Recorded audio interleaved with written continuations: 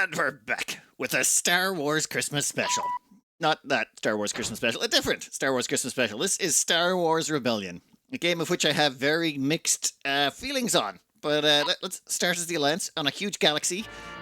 Oh, no. I am C-3PO Oh, Human Cyborg no, Relations, no, and no. this is my counter. That is an unskippable 5-minute intro.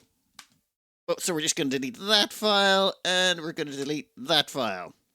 Now we can have a much smoother, faster experience.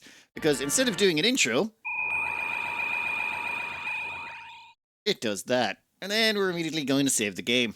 The reason we save the game right now is I want to explain a bunch of stuff, and you can't normally because you just don't have time. There's no pause button in this game. Okay, I mean, there is a pause button, but you can't display anything while you're doing it. This should have been a turn-based strategy game, but they made it real time in that time never stops moving. You can slow it down so much that you can get lots of stuff done, but you can never stop it entirely, which is really frustrating when you're trying to explain all the game mechanics, and there's a lot of them. To say I have mixed feelings associated with this game would be kind of an understatement. So I'm going to be taking the edge off those feelings with the help of a Christmas present that I got. Now, I did get this Christmas present a little bit late, so I'm only on day 13, and it's actually the 22nd, which means I'm going to have a lot of help getting all the way to the end. Actually, let's just check what another one has. What's number 14 going to have? That 13, though, looks delicious. Number 14 is... Actually... That looks like that will go down nicely. Well, that's at least a good start. This should help even off the rough edges. But, yeah, maybe don't be expecting the most high-level plays in this game because this game does not require them. Let's do the cliff notes at the start here, and we'll go through the mechanics in more depth as we progress through the game. But, simplest thing is planets. There's planets in the game. On those planets, you will build stuff. For example, this one has a construction yard. You also have the option to put in troop training facilities and ship construction facilities. The construction yard builds the troop training facilities and the construction yards and the refineries and the mines and defensive shields and guns. The troop training facilities produces all your infantry for attacking and defending, and it also produces, assassins. No, wait, we can't get assassins. We're technically the good guys. You can get spies, espionage people, guerrillas, that type of thing. Special agents that can do unique espionage-type stuff. And then the shipyards produce all of your shooty bang-bang ships that kill stuff and, defend against getting killed. That's your three main building types, excluding the resources and the defensive structures. And then all of these planets have these little white and blue bars beneath them. That's basically how many building slots you have. For some reason, they call it energy. So it's how much energy you have on the planet to power buildings. No, it's just building slots. Just call it building slots. Get rid of energy. That's stupid. Anyway, the bar beneath that is raw materials. That's basically how many mines you can build on a planet. No one cares. There's literally so much space for mining, it's never really becomes a problem. You have to keep an equal number of mines and refineries. Just ignore it. Honestly, it doesn't make a difference. What does make a difference, though, is this final bottom bar, the popular support.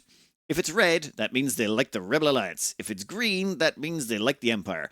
And if it's split between the two, it's, whichever's got the most. So since this place is mostly red, they mostly like us, that means this planet is under our control. This one here is mostly red, but it's green, and it's under the Empire's control. That's because they have troops on the ground. Well, we can't see them because, there's a fog of war. We can't see what's actually going on this planet. We can send a ship over and have a look. We probably will, if that's a... Oh, we definitely go over and have a look. More than a look at that planet. But that means they have troops there, and those troops are forcing the population to comply. They're aggressively occupied, basically. And if we could kill those troops or destroy them, this whole side would just flip across to us, which is great. However, if we wanted to take, say, this planet off the Empire, this likes the Empire. They would not like us showing up. We'd have to occupy them and then convince them, diplomatically or otherwise, that they want to be part of the Empire. The Alliance.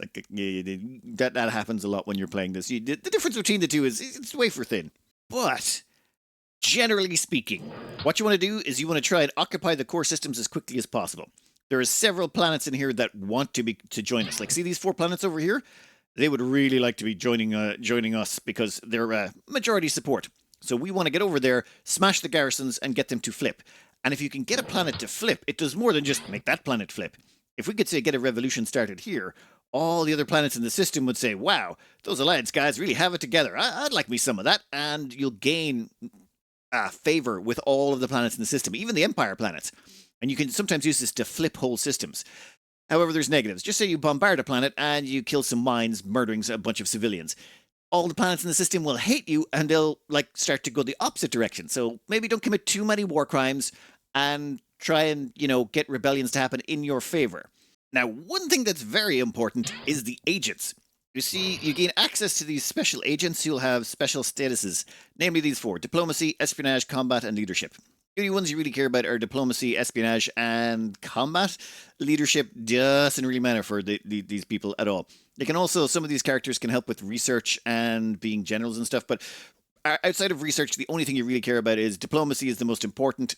Then comes espionage and combat, and leadership comes a really distant third. No one really cares about that. Well, not for the Rebel Alliance, anyway. Oh, and these characters are named after stuff from the movie. So if you're not familiar with the Star Wars movie, it's a small indie movie about the hero's journey. Guys are like a farm boy. The evil people come along and kill his family. He joins the resistance. Turns out he's special because he's a space wizard. And along the way, he meets that bad guy, not bad guy, that slightly dubious criminal guy who's actually got a heart of gold, and he's so good with women that he's got a frequent flyers card to the STD clinic, and he's got the sidekick who's a minority. In this case, the minority is a furry, and then you got the busty tavern wench that's got attitude, and the general stuff. These two guys are just like other side characters that are in it, but they're the four main ones.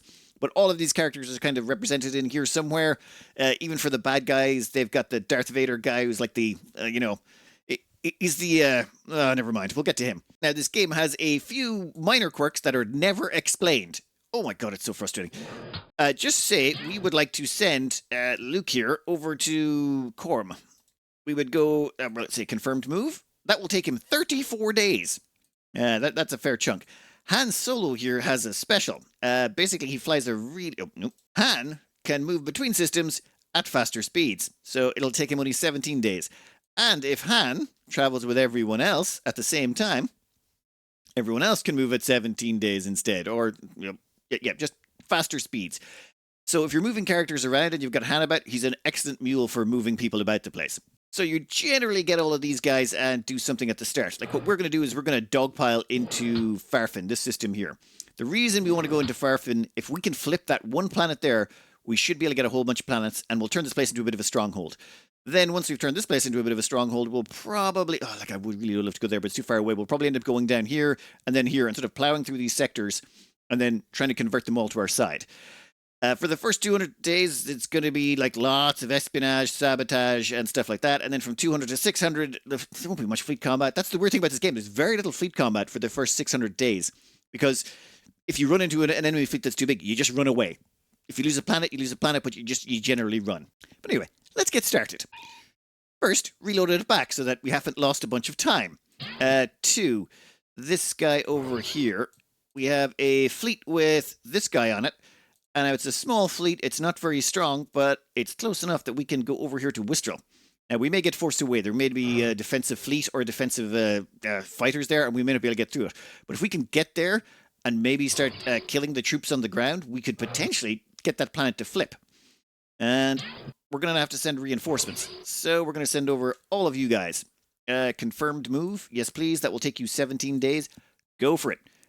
2 fighters. Yeah, we'll send those over as well. 2 infantry. We're going to send everything. Yavin is basically, it's doomed to start, so we don't care. This. Okay. These 2 ships move at a faster speed than medium transports. Medium transports are absolutely horrendous. Medium transports transport troops. So you can see there's like a couple of Alliance fleet regiments on here. We don't care about those. You, confirmed move, go to here. Perfect. 27 days. It's going to take the fleet longer to get there, but that's okay. That other ship we might send down here. Actually, yeah. I'm going to send it over this place. This is the home base place, and the first thing you want to do, it always has 2 spaces, so we're going to stick in 2 construction yards. And you'll notice down here that it's now a full white bar. Before that, actually stop that for a second. You see that there's 2 blue bars? R2 indicates that a manufacturing message has been received. How can I assist you? Shut up. That's what you can assist me with. So this guy produces a construction yard, and then this guy up here, we're going to get to build X-Wings, because X-Wings are absolutely savage in this game. Just unbelievably savage. But yeah, we'll just throw together some X-Wings, and then we're going to send this guy down. How long is that going to take you to move, I wonder? 58 days? 50... Yeah, fine. Whatever. Okay, so 58 days for that guy to get there. And he's going to start scouting this sector for us. Looking around, this sector over here, Farkin, actually has 2 fleets in it. This one's a bulk cruiser. This one's, oh, medium transport. Why are there medium transports around the place? These things suck so bad. How long would it take you to get to the system? 45 days. You know what? Head that direction. Cool. Yeah, I don't care about the medium transports, especially at the start. So, we have a bulk cruiser to work with. That's not a lot. We got anything else in system? No. We have no troops, no support characters. Okay, we have 1 troop, no support characters. For buildings, we can build X-Wings here. Give us 6 of them, please. You got anything you can build for us? Nope, nothing to build with there. And here, oh, wow. So Ando here has a shipyard, a double shipyard, 2 of 2, and a troop training facility. I would like you to build us infiltrators, please. Yeah, we'll take 6 of those right now. Thank you. Destination-wise, I think we'll we'll put them on top of our bulk cruiser. Our bulk cruiser can have those. Actually, maybe I should protect Ando. Ando does have a shield generator. It has 1 army group.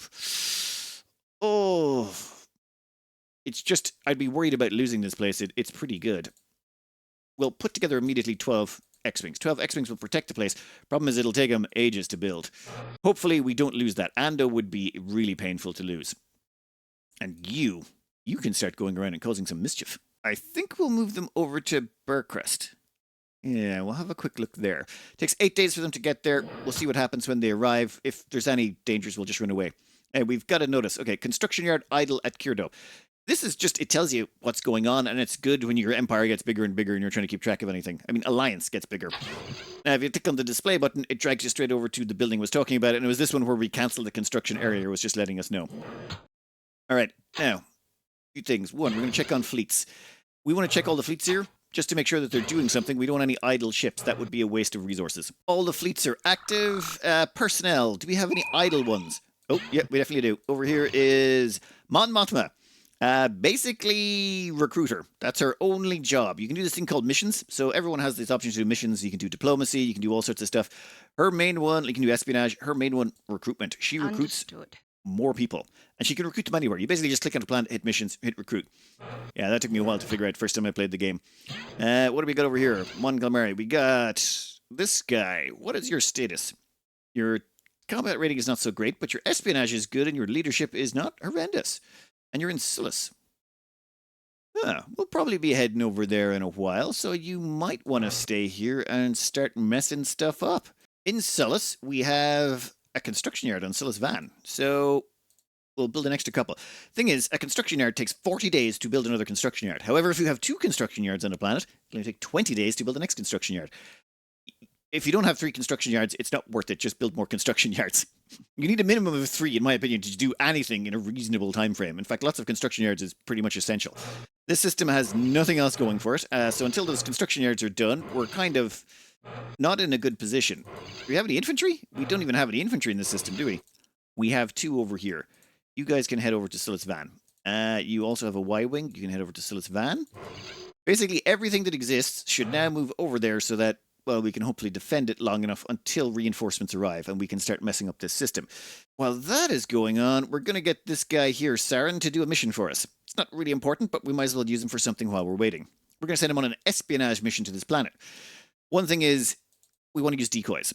So what happens is you create a mission and the people on the left over here actually do the mission and the people on the right stand outside hiding in the bushes going, yoo-hoo, I'm not spying or anything. And then if the people get, suspicious and they think there's a spy because your guy messed up, they don't chase this guy, they chase this guy. And if they chase this guy and he ends up dead, who cares? Or captured. Well, these guys are spies. They don't get captured. They just get executed. If you're a named character, you have the potential to die or get captured. You're more than likely captured, but sometimes you just straight up die. But sending decoys is usually good when you don't know what's going on in a spot.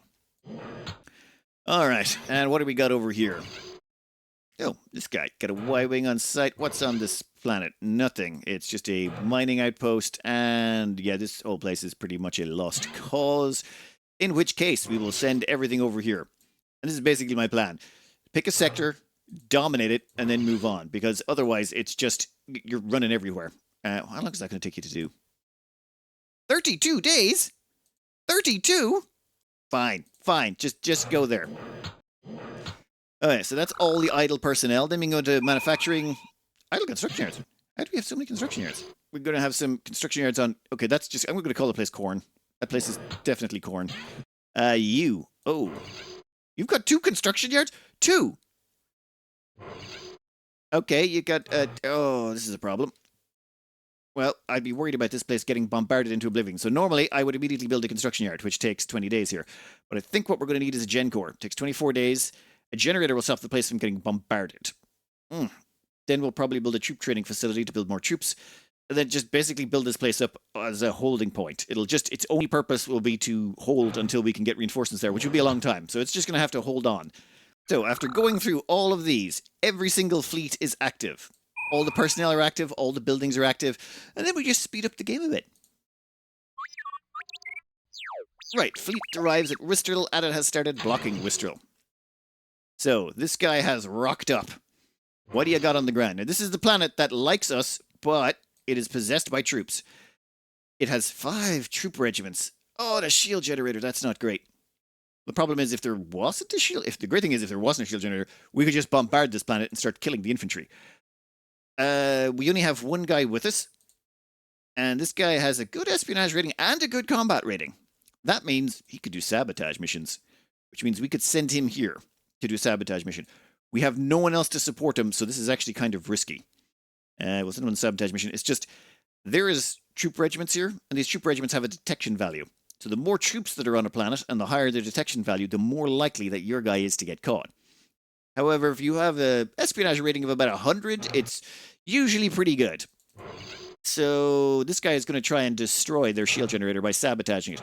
If he successfully manages to destroy the shield generator, that will open up the troops to planetary bombardment, which is actually has its own risks, but we'll cover that, assuming he doesn't die or get captured. If he dies or gets captured, that's fine. We've got more people incoming in about 17 days. But we would like to take a few risks early on because that's your best bet. Okay, nothing happening on day 8. Hey, day 9, what do we got? Sabotage mission foiled. Okay, but he returns to the ship. That's okay. So, in that case, if at first you don't succeed, try till you die. Go again, please. Battle at Burcrest. Okay, this is not great. We sent in a bulk cruiser to look at a planet. The planet has a shield generator and 1 Imperial Army regiment. We have brought in a bulk cruiser with nothing else, and they just have a TIE fighter. Well, I'll just simulate the results. 1 bulk cruiser should be able to take a TIE fighter. We took some damage somehow, but we did destroy the TIE fighter. Slow that down a bit. Okay. So, we're above Burcrest, and they have, unfortunately, got a shield generator. Ugh. So we can't even bombard them. You have this bombardment option here. It won't do anything, though, if we target the military facilities. They're just like, no, don't care, buddy, we're grand.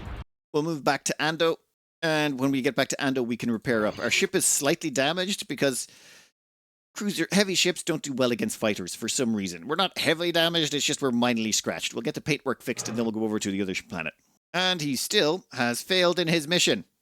Seriously, keep doing that, buddy. Kind of shocked he didn't die. Okay, remember that bulk cruiser that got a bit damaged? Well, one of the infiltrators we built has finally arrived on it. What we're going to do is take those infiltrators, go back to this system, and start sabotaging them. Why not? We'll wait until we get another set of infiltrators. Well, we'll wait until the ship is repaired, then we'll get another set of infiltrators and go back. Meanwhile, still running sabotage missions. So, this is interesting. Mos Mothma recruits Lando Calrissian. So this Mos Mothma one we sent on missions to recruit stuff has recruited someone. This guy, if I remember, can train stuff. Facility design.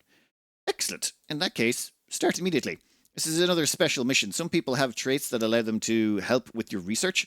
Your research will continue automatically in the background for ships, troops, and facilities. You can get access to new ships, troops, and facilities, but it's slow if you don't help it. And if you put characters on helping it, it goes faster. So we'll let them kick in on doing that. As well as that, Han Solo has arrived. And that means we can send all of these. Actually, no, we won't send all of these. Everyone has their strengths and weaknesses. Busty Tavern Wench has a diplomacy rating of 120. She's not good at the espionage, she's not good at the combat, but she's good at, talking to people and convincing them to do stuff for them. So, we're going to send you to one of these blue planets over here. Actually, wait, let's see what these blue planets have to offer. Well, none of them have any buildings on them, so great. We'll just send you there. And this guy, Jan Donald, whatever, he's got a diplomacy rating of 70. If someone's got a stat in the 70 or well, lower than 70, they're pretty much useless. You've got to have at least 70 to even get started. Because the way this works is if you fail a mission, you don't get better. You only get better if you complete a mission successfully. That is it. Now, Wedge here, I believe, is a ship designer. Do we have ship facilities anywhere here? No, we do not. We'll try and get our hands on ship facilities, but until then, he's just going to have to hang around, I'm afraid. And we're going to take Han, Luke, and Chewie here, and we're going to try and help out on the espionage front over here. Our bulk cruiser has now got 2 infiltrators on board. So, head back to Burcrest there if you wouldn't mind. I want you to start doing some damage. Now that we have 4 agents here, we can start doing a little bit more damage. So, you and Han, I want you to mission to go take out that Gen Core. Actually, wait, no. Han cannot die. He's basically one of those characters that's immortal according to the game. So we're going to have him play as decoy. Luke can't die either, so we'll have Luke be decoy here. And the 2 of them are going to try and take out that Gen Core. Eventually, one of them will succeed. They gotta. Sabotage mission foiled. Sabotage mission report. Yep, target destroyed. Good job, Furry. Took care of that, no problems at all. In that case... Han, I would like you to take command of this fleet and become Admiral. Begin the planetary bombardment. Target the military facilities. Oof. Yep, we didn't hit any civilian stuff. All we did was destroy a bunch of the military stuff. Excellent. Now, if we check on the outside, it's got this little symbol. That symbol means that they're an uprising right now, and they're trying to get rid of their oppressors, which is perfect for us. Which means, if the last of their troops were to die... Now, we could bombard the planet again. I try not to bombard multiple times, because if you accidentally miss, you undo all your good work. Instead, what we'll do is we'll say, you two, we want you on a mission to sabotage these Imperial Army regiments. Now, you may be thinking, how do you sabotage a regiment? Actually, how many people in a regiment? So, a regiment is about 800 troops. Oh, that seems like a lot. I mean, that's a weeny little explosive. So there's either 2 ways they're doing this. One, they're using like a thermonuclear device, which is probably too small. Maybe like an antimatter device, which I'm pretty sure that would be like a war crime to plant a bomb that large to kill 800 people. Or they're using poison gas or like poison the food, which would also be war crimes. But you know what? They're the good guys. It's fine. They're probably not doing that. They're definitely probably not committing war crimes. Anyway. Orbital bombardment of Wistra is complete. Also, killing troops sometimes makes other places like you more. I don't know why. They like fireworks from an orbital bombardment. But this place is cooking. If we can get them to turn over, it will swing this whole sector to our favor. Oh, that big ship's back at Burcrest. Right. You. What do you got? Okay, you an infantry regiment. How about we do a little mission there? We do a little bit of sabotage. On another infantry regiment. Totally not a war crime. Excellent. So we've got 2 of our people back. Oh, actually, all 4 of our people came back. And we've got a whole bunch of reports. Right, sabotage mission report. Yep, the furry came through. Yep, the frog came through. Uprising ended on Winstrel because Winstrel joined us. Bill Bringy joins, Biss joins, Charmouth joins, Frishtis joins, Rishi joins. And Tanab declares neutrality, and Firo declares neutrality. Basically, this entire sector just took a massive swing towards the Alliance. So all of these planets, ones in red, now belong to us, and these only 3 planets here are the only ones left over, and they're like, we're not with you just yet. Yeah, and these 2 diplomats didn't actually do anything yet. We will abort. Yes. You 2... we're going to get you to go to... Ooh. Start cracking into that planet there. Did I pick the wrong one? That's fine. Whichever one... Once they've cracked that one, we'll go on to the next one. Han and Froggy can come off the planet. Now it's time to see about doing some more damage to them. This seems to be their only place left in Sector. I would like to make sure that it's not their place anymore. But before we do any of that, we're going to need a quick pit stop. We're sort of out over here. 1 second. What were we at? 14. Where's 15? Yoink. Oh, messed up the box. And Portugal. No, I mean, come on. We're going to need a second one. Hold that for 1 second. 15. Where's 16?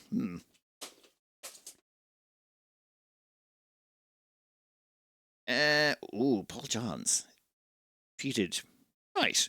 Okay, so this will help me get through the rest of it. Okay, don't worry, I'm not mean, I share.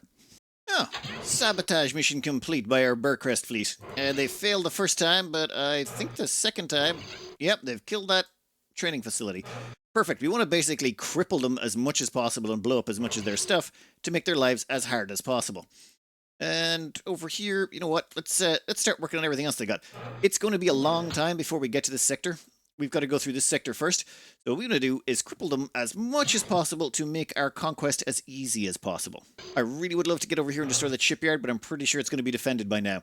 So the plan's going to be, let's mess them up by killing all of their economy. Why not? Mission, sabotage that mine for us.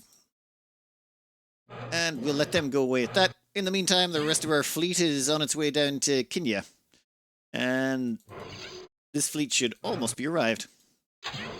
Oh, Gorman's managed to complete its shield generator. Excellent. So this place might not die horrifically. In that case, let's give you a training facility. Well, you'll have the one for now. We'll put in a second one later, and then we'll just start churning out infantry to keep that place safe. You're a linchpin for later. Our Corm fleet has arrived. It's got a Corellian corvette. This is an anti-fighter ship. Bulk cruiser is a ship. Actually, yeah, that's probably the best description. It doesn't actually... It's not good at killing anything. Its best thing is... It's a ship. Yep, that's actually all I've got. It's the only thing it's good for. All right, you head over that direction. Our sabotage people are doing excellent work over here. And I mean, these are actually, well, terrible sabotage people, to be honest. They're not really designed for this. Well, no. Let me maybe change that description. You can build troops in here that are normal, as in, say, army regiments, alliance regiments, actual regiments of troops that hold ground. You can build spies. These are... they don't require any troop transports to move around the place, and their only purpose is to spy. They do espionage and return intel. Guerrillas are useless. They're used for either putting down insurrections or creating insurrections. But they can only create insurrections if the planet likes you enough already that they want to insurrect. They can't actually encourage it anymore. They just, if you've got troops there, you can send in guerrillas and the guerrillas can instigate an insurrection. But if they've got troops there, instead, just send in the infiltrators, and the infiltrators can destroy the troops, in which case the place will rebel. You know, it's easier to send in infiltrators than guerrillas, which means I've never found use of them. And infiltrators are basically there to, well, to sabotage stuff. Infiltrators are great for that. However, they don't level up. Their stats remain always the same, so they'll always have 60 espionage and 55 combat rating, whereas the other special, unique units, your nerf herders, your busty tavern wenches, your STD guy, all of those, their stats improve every time they do missions. So you, go kill that mine for us, thank you very much. And we'll just keep getting you to kill mines until the place is completely empty. No, this guy came back with an espionage mission report. Okay, this is very important. He did an espionage mission to Bothawu?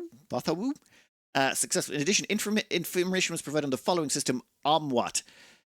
Personnel returning to Mon Calamari. Right, so he successfully spied on this place, but he also got information on Omwat. That can actually be very useful later on. So, he's going back to Mon Calamari, and Omwat, I have no idea where that planet is. But basically, it's another system belonging to the Empire somewhere. Ah, here we go, Omwat. So, Omwat has a ship design guide. This is really good intel to know. If we could go there and capture or kill that guy, well, we can't really kill him, but if we could capture that guy, it would make our lives a lot simpler. So we've got all this intel on this system, even though we've never been there. This is why espionage missions can be quite useful, and we even know that this fleet will be arriving on day 34. And the fleet has 3 fighters, 1 Imperial Fleet Regiment. Like, this is really powerful. It's just not immediately useful just yet, but we'll definitely be exploiting that later. While waiting for this fleet to arrive, I should probably cover the economy of this game. The economy of this game is, to put it politely, absolutely muppeted. It's ridiculous. Okay, try and wrap your brain around this stuff. You have refineries and mines. Mines can only be placed on planets that have enough mining material. There's more than enough mines. You're not going to be running out of them. Just space to put mines. You'll be fine. They mine materials. That material shows up here as raw material And it's pretty much useless for it has one use. It gets fed to a refinery. So until you have a mine, you can't do anything with it until you get a refinery and pair it with it. One mine with one refinery will start producing refined resources and also maintenance. Okay, refined resources are used to produce ships, buildings, produce units basically. When you produce the units, those units have an ongoing maintenance cost. So, for example, this Corellian Corvette has a maintenance cost of 23, meaning we need to pay 23 maintenance a turn for it. And the way it works is mines produce, I think it's like a mine refinery combo produces about 50 maintenance or something like that. I can't even remember. It's a lot. It produces a lot of maintenance. However, the amount of refined materials they produce is absolutely infinitesimal. Oh my god, it's terrible. Okay, so, if you have one refinery paired with one mine, you will produce, drumroll please, 0.2 refined material per day. These things cost 20 refined material to produce.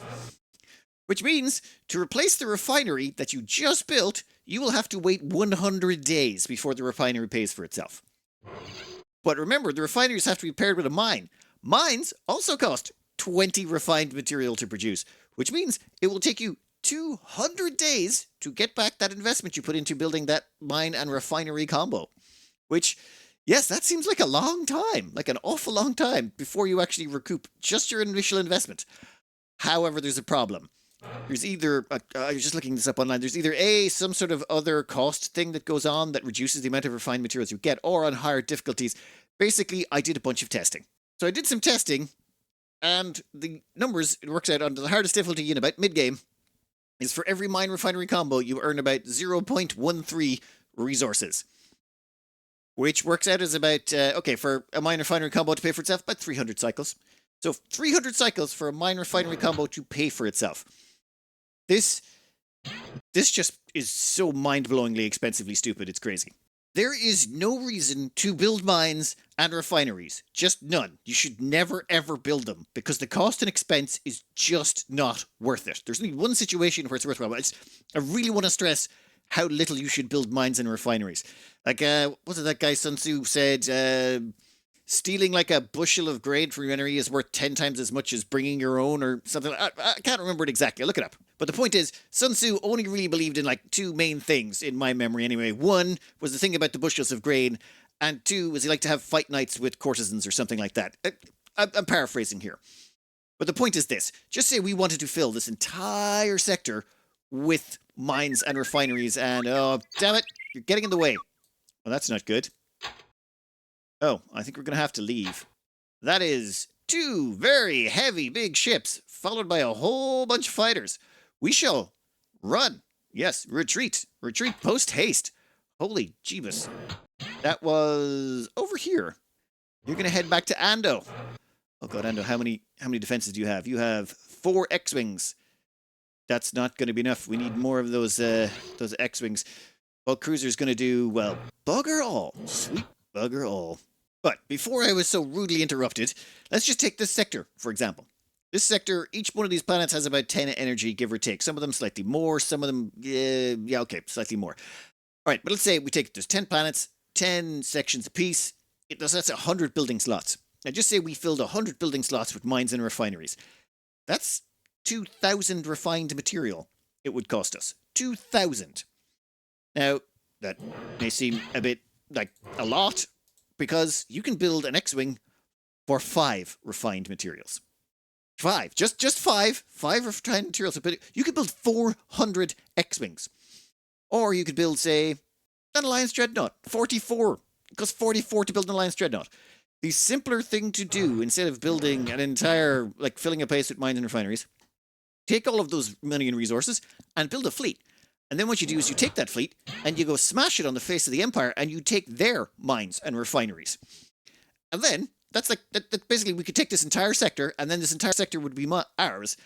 And instead of having spent the money to build it, we'd have spent it on a fleet, which you would then use to take this whole sector. In fact, we wouldn't even need to spend the same amount of money. We wouldn't need to spend 2,000 resources. We could claim this entire sector for, like, give me 300-400 refined materials pumped into ships, and I could probably take that place. And then at the end of it, we'd have as much resources as if we had spent 2,000. So, like, we've got our 1 bushel right there, another bushel for still having the fleet left over when we're done with it. And then at the same time, the Empire, we've taken a bushel from the Empire, which means we've now got 3 bushels. We're 3 bushels up. Oh, and the Empire's going to have to... What the... 1 TIE fighter. Yeah, this won't go well for you. We have a Corellian Corvette, which will slaughter you, and an X-Wing and a Y-Wing. Yeah, I think we'll just simulate the results. Actually, wait, I should show you the actual overview. The fleet is ready, Admiral. What are your orders? Now, I would say this is peak 2009 graphics, but no, I still think 1996's Master of Orion 2 was better, though it wasn't 3D. This is technically 3D, though everything lives on one plane and can't move up or down. There is 1 TIE fighter over there, or 1 TIE fighter. We have 1 X-Wing and 1 Y-Wing. Y-Wings are for killing capital ships. They're basically bombers. What I want you to do is get back on board. I want you to, Blue Group acknowledges mission assignment. get back on board. There's no point risking you.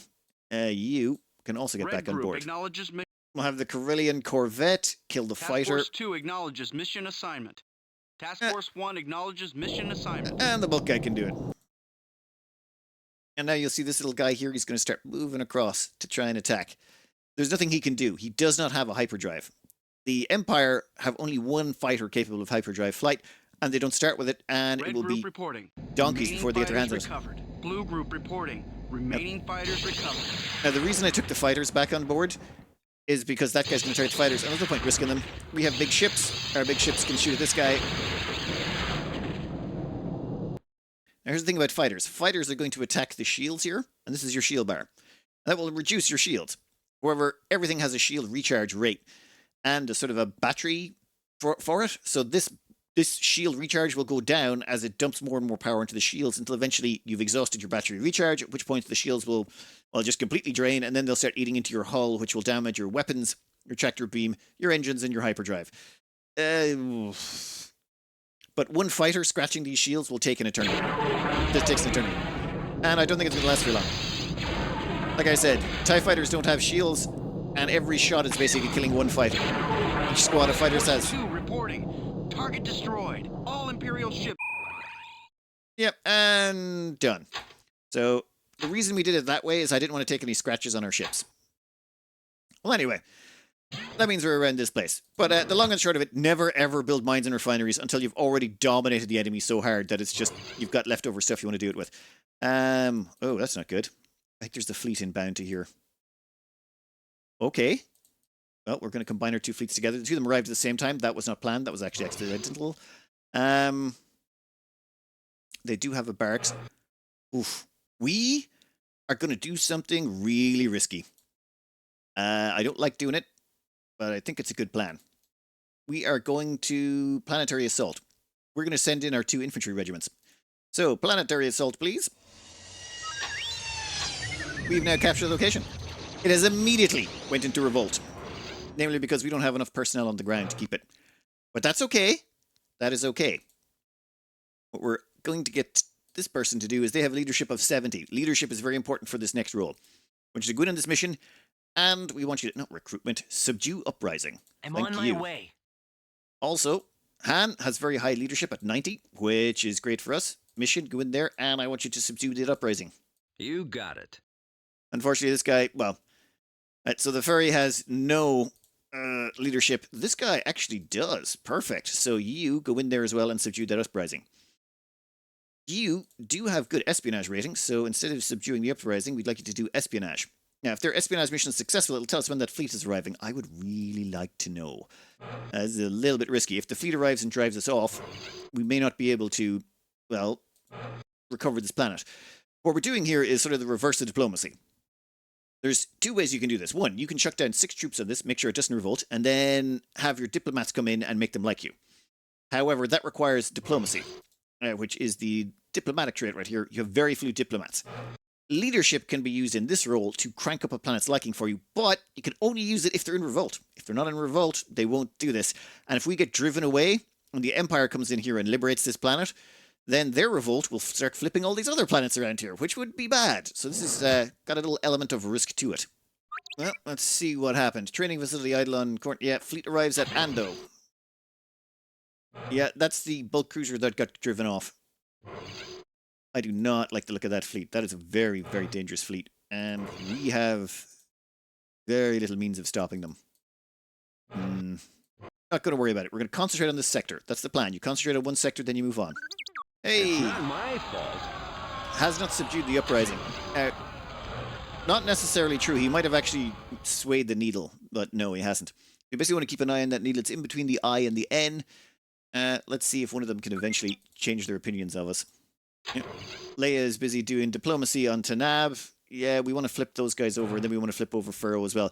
If we can flip these 3 planets, we basically have secured this sector, and it'll be really hard for the Empire to regain a foothold. Well, Mothma has recruited someone. Mon Mothma, whatever. Understood. This guy's only things he's good at is leadership and diplomacy. Okay, you're a diplomat. Now, I'm not going to send him over to Farfan, where we currently are. Sullus is our next sector that we're going to, so we're going to send him over to Sullus Van. Now, the reason we're sending him over here is, well, we want him to do some diplomacy. Pro tip here. Don't send him directly to do diplomacy on one of these blue sectors, blue planets, because what'll happen is he'll start heading towards there, and then he gets there, and it turns out the Empire at some point flipped that planet before he arrived. He'll get there and go, oh, no, this planet's already been flipped to the Empire. I can't do any diplomacy. I'm going to return to the last place I was, which will be all the way over here on the outer rim.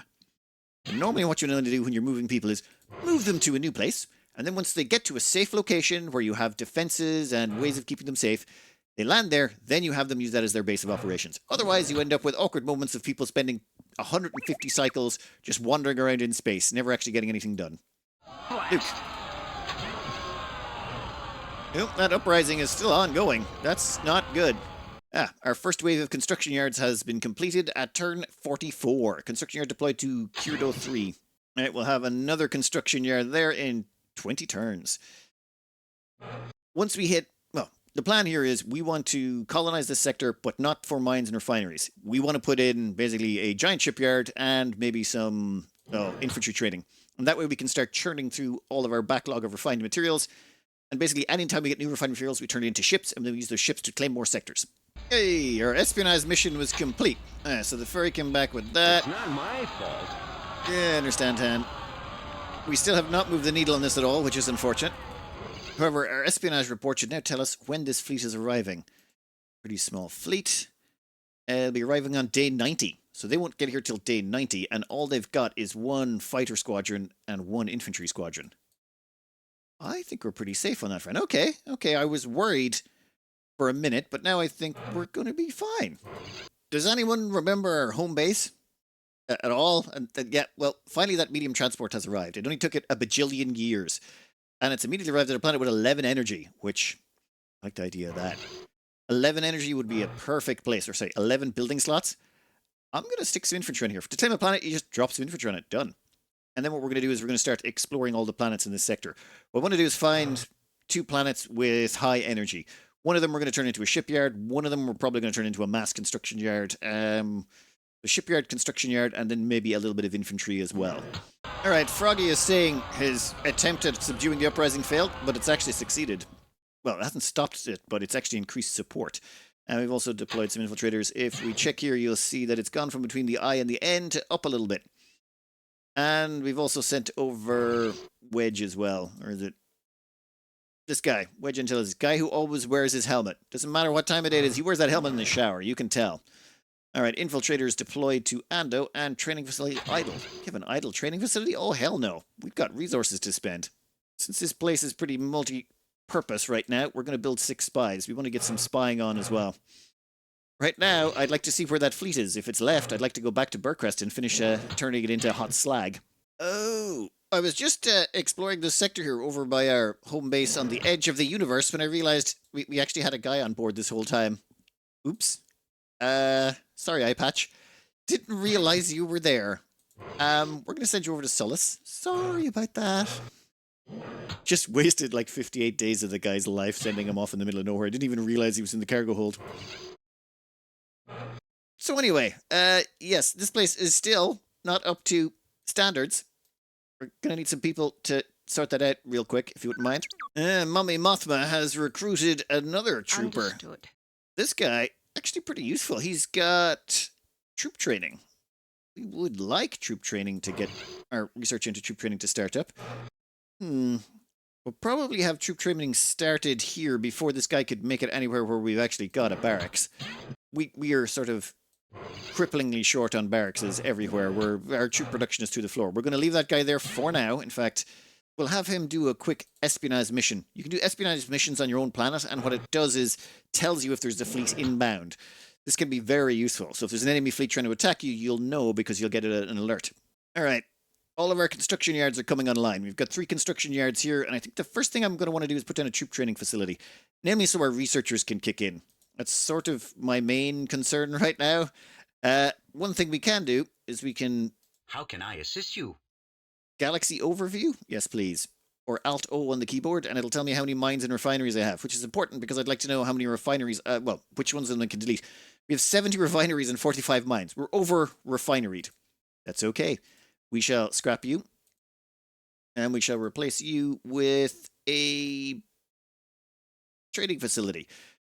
That means we can have our science people, when they show up, all start doing the research here. They'll either have a choice of doing ship construction, troop training, or facilities, depending on what their personal favorite is. And we'll send them all there and keep them safe on that sector and make sure they're well protected, because you want to keep your researchers well protected. So its van over here has also completed its build, but since it's in a more dangerous neighborhood, we're probably going to make sure it protects itself first. Or we're just going to get it to put down 2 more construction yards, and then probably some barracks.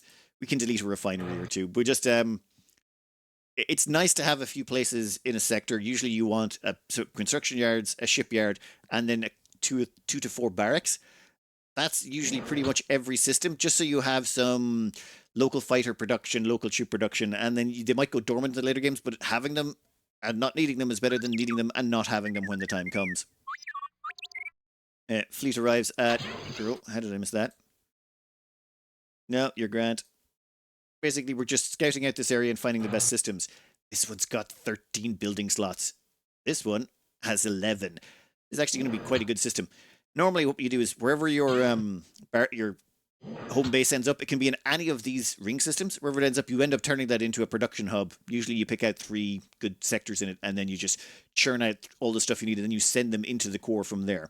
And you don't really have to worry so much about the Empire finding you, at least for a while. Going forward a bit, our home base sector here on the edge of the galaxy has got its troop training facility up and running. Which means Crix here, who is good at troop training, can be assigned to research. Yeah, get him started right there. Now, build-wise, I think we're going to want to put about another 10 troops on this planet. I think we've only got 2 so far. Well, 9 troops should be fine. 9 troops more on this planet. That should keep the place well safe. We've got 1 shield generator. I think we're going to want a second. But first, we're going to want to build up a construction world. I think Talia, right nearby? Why not? Units can only be deployed to a system we control. Oh, actually, wait. We're still waiting on that ship to arrive, which won't arrive for 4 turns. So in that case, how about Nella you know what? It's fine. We will put your destination there. We can actually change this build or we can change its destination mid-production. So we'll say build 4. Build us 4 construction yards and send them there. The moment that first construction yard arrives, though, we'll get it to start building more construction yards itself. We're going to fill this up with everything except 2 slots at the end. Those 2 slots will be used to put on shield generators. Those shield generators will prevent any landings from troops, and we'll probably put on some troops as well to protect it from sabotage. But the general plan is max out a place with all the buildings you can fit on for production, 2 shield generators, and then chuck on some troops to make sure nothing can happen to it. And how are we looking at... Oh my god, it's still... I should have done this. I should have just left that sector there, but no, I had to go in. Oh! We actually gained some oomph there. Oh, this green symbol. That's because the Empire are trying some junk here. So the Empire are sending some Imperial commandos to incite an uprising. And that weird background you can see back there, it's not static. Like here you can see static backgrounds behind these, but that weird background behind is there in hyperspace. So you can actually check their status and see they're not going to arrive until 102, day 102. So we got time before they show up. Now, uprising ends. Oh, we finished. Okay, Mom Mothma, how you doing? You found nothing. Happens occasionally. Understood. Get back into it. Fleet arrives at Shtick. Yep. Perfect. We're leaving this fleet above Shtick because it's the only planet that actually has buildings on it already in this sector. And the moment we get a diplomat from Mothma there, we'll send a diplomat over to recruit that place. Subdue uprising mission report was successful. Looks like Froggy did it in the end. Good job, Froggy. That means everyone else's mission failed because they never got finished. Uprising completed. Construction yard idle on comb. Ooh, excellent. So, what do we want you to build? We're actually just gonna build more construction yards here. Why not? We want to like build this place up, and honestly, there's gonna be a whole load of building that needs doing. So having 6 construction yards would be fine. As for Kenya here, I think we're not finished with the rebellion. You pull the trooper off. And now it goes immediately into revolt again, which means all of you guys get to go back on mission. Subdue that uprising, please. Every single last one of you can take over that gig, and then once you've done with it, perfect. Once they've done that, well, the place should be even like us even more after another subdue uprising mission goes through. We want to make sure that they like us enough that if we can take off all the troops without it reverting over. Yeah, that begins. Tanab joins? Oh, sweet. Finally, they joined us. Okay, we could leave those diplomacy people there, but abort, please. And then we're going to get the diplomacy people to pop right over to Firo. So those two go over there, take care of that. The rest of our crowd are over here taking care of this mess. At the same time, where's our spying people? Our espionage people are still espionaging. Our construction is still going on, and I'm probably gone too long. You know what? I'm going to split these videos a bit. Don't worry, I'm not going to get sober in the interim. It's just I'm splitting up the videos I make them. Otherwise, they'll just be way too long. Anyway, I'm just going to cut this out here. The next video will be released in probably about an hour, I'd say. Well, I mean, your time. In my time, it's going to take me a lot longer. Actually, I should get some food. You know what? It's fine. Hope you enjoyed, and see you in a minute, and good luck. Je me présente, Z6PO, agent de liaison humain cyborg, et voici mon collègue D2R2. Nous avons établi un rapport sur la situation de la galaxie. Comme vous le voyez sur la carte, la situation dans la galaxie est instable. La destruction récente de l'étoile noire par nos forces a rallié de nombreux systèmes du noyau à notre cause. Cependant, il en reste encore beaucoup qui sont fidèles à l'Empire. Certains sont sous le joug impérial, parce que l'ennemi y a posté des garnisons. C'est la présence des troupes impériales qui les empêche tout naturellement de nous rejoindre. Par ailleurs, il existe une quantité de petits systèmes aux confins de la galaxie, peu connus de nous-mêmes comme de l'Empire. Ils constitueraient d'excellentes bases pour nos forces. Nous possédons actuellement 2 bases dans la bordure. L'une d'entre elles se trouve sur la 4e lune de la planète Yavin, que vous apercevez ici. C'est de là que nous avons lancé l'attaque contre l'étoile noire. L'Empire est tout à fait au courant de l'existence de cette base. Selon les calculs de D2, il y a 1 chance sur 2 pour que l'ennemi attaque Yavin d'ici peu. Il faudrait peut-être songer à évacuer.